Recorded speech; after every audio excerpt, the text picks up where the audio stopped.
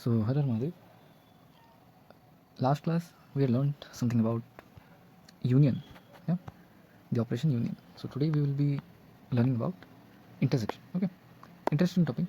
It is also very interesting. Just a second. Yeah, intersection of two sets. So intersection is denoted by exactly the reflection of union. Okay, horizontal reflection. So if there are two sets A intersection B, then x such that x belongs to A and this is very important. Okay, x belongs to A and x belongs to B. तो इसका मतलब क्या है कि ए और B में जो भी कॉमन एलिमेंट्स हैं वो आ जाएंगे ए इंटरसेक्शन बी में। इसमें इतना दिमाग लगाने वाला कोई चीज़ है ही नहीं। तो जब भी कहीं पे अगर एंड लिखा हो या बोथ लिखा हो, B O T H both, अगर ये दोनों वर्ड लिखा हो कहीं पे, तो इसका मतलब है कि इंटरसेक्शन की ही बात हो रही है वहाँ पे। ठीक, then next is disjoint sets. Disjoint sets, so disjoint sets में क्या होता है, मतलब दो सेट्स, यहाँ पे अच्छे से देखना, डिसजॉइंट सेट्स लिखा, डिसजॉइंट सेट नहीं लिखा। इसका मतलब है दो सेट के ऊपर कोई एक चीज़ काम कर रही होगी। ठीक है, इसका मतलब है अगर कोई भी दो सेट के अंदर कोई भी चीज़ कॉमन नहीं है तो उसको बोलते हैं disjoint sets. If A intersection B is equal to 5 then A and B are said to be disjoint sets. Okay, बस इतना सिंपल था ये। देन नेक्स्ट, ये थोड़ा सा इंपॉर्टेंट पार्ट फिर से आ गया, difference of sets. Difference of sets, this is important. Okay, तो इसको डिनोट कैसे करते हैं, ए माइनस बी। इसका डेफिनेशन क्या होता है अच्छे से देखना। अगर तुमने ये डेफिनेशन समझ लिया ना तो तुम्हें बाकी जो तू तड़ाक होती है ना, क्या बोलते हैं उसको, ट्रिक्स होता है, उसको जानने की ज़रूरत नहीं है। Not a, sorry, A but not be, A but not be, मतलब इस सेट में ना वो सारे एलिमेंट आ सकते हैं ए के जो बी में नहीं है। ओके, थोड़ा सा मतलब कन्फ्यूजन लग रहा होगा इससे। ठीक है, या फिर इसका तुम डायरेक्टली और एक इक्विवेलेंट स्टेटमेंट लिख सकते हो, set of all those elements which are in A but not in B, strictly not in B. ठीक, और इसको सेट वाइज रिप्रेजेंट कैसे करते हैं, X equal to X such that X belongs to A and X does not belong to B. Okay, does not belong to B, इसको कुछ ऐसे represent किया जाता है। ठीक, ईजी, बहुत ईजी। ठीक है, अच्छा, इसको निकालने के फॉर्मूले जानने से पहले हम पहले जान लेते हैं कि कैसे निकालते हैं। लेट्स सपोज 1 2 8 9 और 10 है यहाँ पे, और फिर B A is equal to 5 6 7 और 8 लेट्स सपोज।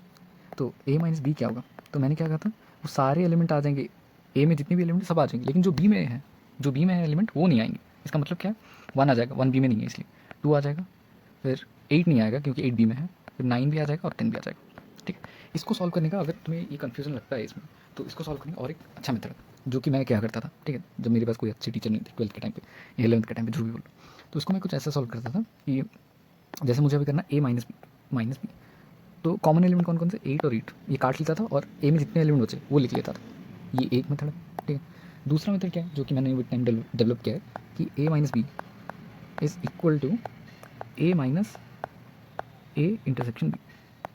अच्छा, ये क्यों हो रहा है अगर तुम पूछना चाहो तो, क्योंकि हम बाद में एक प्रॉपर्टी पढ़ेंगे जिससे ये आ जाएगा कि ए माइनस ए, अगर तुम इसको डिस्ट्रीब्यूट कर दो, ठीक है, ब्रैकेट्स ओपन कर लो, तो ये क्या आ जाएगा पता है, A minus B. A minus A क्या होता है, 5 होता है, 5 union of anything is equal to A minus B ही आता है, इसीलिए ये ट्रू है। ठीक है, सो ये भी एक इंपॉर्टेंट फॉर्मूला है, तुम नोट कर सकते हो। इसका मतलब क्या है कि पहले ए इंटरसेक्शन बी निकाल लो। ठीक है, तो क्या क्या आता है इंटरसेक्शन में, 8 बस आ गया ना, उसको बस सेट से रिमूव कर दो। ठीक है, ये वाला ट्रिक कब काम आएगा, बेसिकली अगर तुमने मान लो निकाल दिया यूनियन एलिमेंट, जो इंटरसेक्शन एलिमेंट है वो 8 है। ठीक है, तो अगर तुम्हें वहाँ पे क्वेश्चन में पूछा है ए माइनस बी भी निकालने को और बी माइनस ए निकालने को, तो ये तुम निकाल सकते हो। अब तुम ए के सारे एलिमेंट लिख सकते हो एक्सेप्ट 8, और बी के सारे एलिमेंट लिख सकते हो यहाँ पे एक्सेप्ट 8। ठीक है, this is helpful. Okay, then अच्छा, तो इसको जो स्टेटमेंट वाले प्रॉब्लम्स होते हैं उसमें कैसे यूज़ करना है। ठीक है, अगर वहाँ पे मेंशन ओनली वर्ड का, देन तुम इसे लिख सकते हो आराम से। ठीक है, फॉर एग्जाम्पल अगर मैं देखने जाऊँ कैसे यूज़ होता है, कैसे यूज़ होता है, A equal to let B the set who play cricket, who play cricket, और B equal to who play football, football. ठीक है, तो अगर तुम्हें स्टेटमेंट दिया है कहीं पे कि ए माइनस बी अगर तुम्हें निकालना है, ठीक है, या फिर स्टेटमेंट दिया है, दोनों इक्विवेलेंट चीज़ें, कि अगर तुम्हें बोला है कि set of all those people या players who only play cricket, ठीक, प्ले नहीं, प्ले क्रिकेट, ठीक है। तो उसमें क्या आ जाएगा, A minus B, that is equal to who play cricket minus who play football, ठीक है। ईजी है बहुत ज़्यादा। ओके, देन इसके बाद क्या है, कॉम्प्लीमेंट ऑफ सेट्स, ठीक है, दूसरा important topic, complement of a set. तो इसमें देखना क्या होगा, जो भी यूनिवर्सल सेट, एक यूनिवर्सल सेट दिया ही होगा वहाँ पे, ठीक है, मेंशन हो जाएगा वहाँ पे, हम जब क्वेश्चन करेंगे तो और क्लियर हो जाएगा। यूनिवर्सल सेट जैसे भी दिया होगा, तो मान लो हमें ए का कॉम्प्लीमेंट निकालना है, तो उसको हम कैसे रिप्रेजेंट करते हैं, ए के ऊपर वो डेरिवेटिव वाला साइन होता है डैश, बस उसी से A dash equal to U minus A complement मतलब, ठीक है। अच्छा, इसको कैसे बोलते हैं, नॉट ए से रिप्रेजेंट करते हैं इसको, ठीक है। अगर कहीं पे NOT नॉट वगैरह का यूज़ किया गया तो मान लेना कि उसका कॉम्प्लीमेंट की बात कर रहे हैं, जैसे कि अभी जो ऊपर हमने लिया था A equal to who play cricket, तो who doesn't play cricket, not आ गया ना, who does not play cricket, तो ए कॉम्प्लीमेंट आ जाएगा। Okay, then next De Morgan's law, थोड़ा बहुत इंपॉर्टेंट है, ईजी है याद रखने को, थोड़ा स्टार्टिंग में प्रॉब्लम हो सकता है याद रखने में। डी मॉर्गन्स लॉ, कमेंट कर लो अगर तुम्हें इसके प्रूफ भी चाहिए है तो।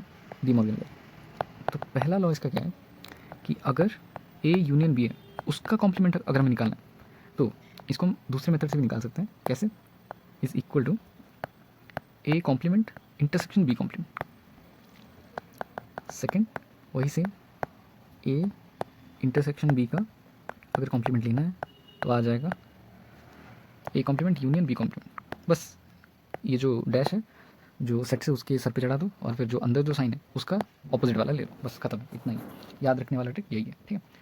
अच्छा, देन जो अभी हम ऊपर बात कर रहे थे 2-3 फॉर्मूले के, that is A minus B intersection C अगर दिया है तो इसको भी ऐसे लिख सकते हैं, ए माइनस बी इंटरसेक्शन यूनियन, क्योंकि साइन पलट जाएगा, माइनस है ना इसलिए, ए माइनस बी यूनियन, एक सेकेंड, ए माइनस सी, और फिर ए माइनस बी यूनियन सी का अगर हम लिखते हैं तो वही सेम ए माइनस बी तो आ ही जाएगा, और फिर ए माइनस सी भी आ जाएगा, लेकिन बीच में साइन पलट जाएगा, इंटरसेक्शन वाला आ जाएगा, ठीक है। तो वही अगर मतलब जेई के पर्सपेक्टिव से एक और इंपॉर्टेंट फॉर्मूला है, सिमेट्रिक डिफरेंस बोला जाता है इसको, ठीक, सिमेट्रिक डिफरेंस, और साइन इसका ये होता है, ठीक है।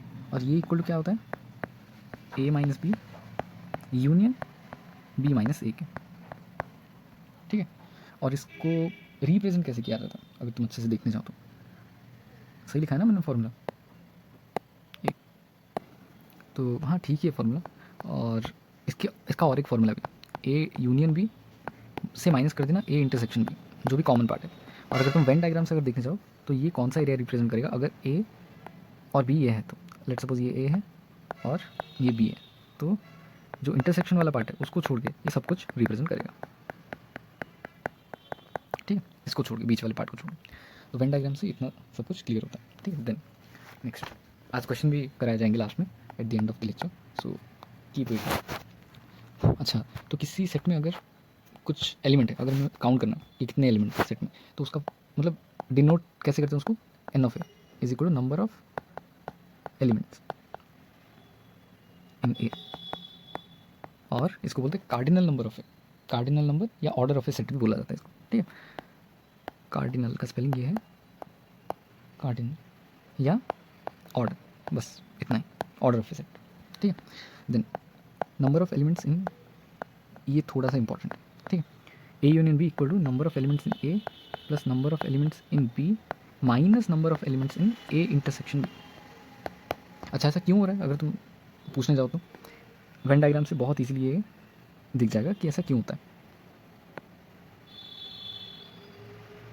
ओके, तो लेट्स सपोज यहाँ पे है कुछ एलिमेंट्स ए बी और सी, यहाँ पे है डी, यहाँ पे ई और यहाँ पे है एफ, ठीक है।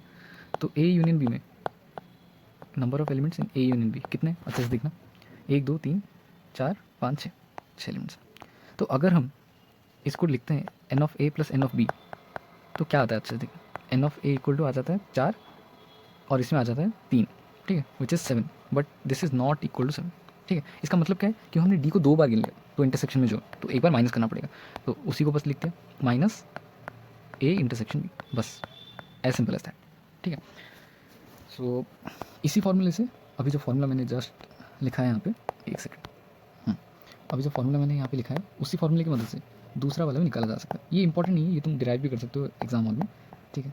एग्जाम हॉल में या अगर तुम्हें रिक्वायरमेंट है, और अगर फिर भी नहीं होता तो let me know in the comments.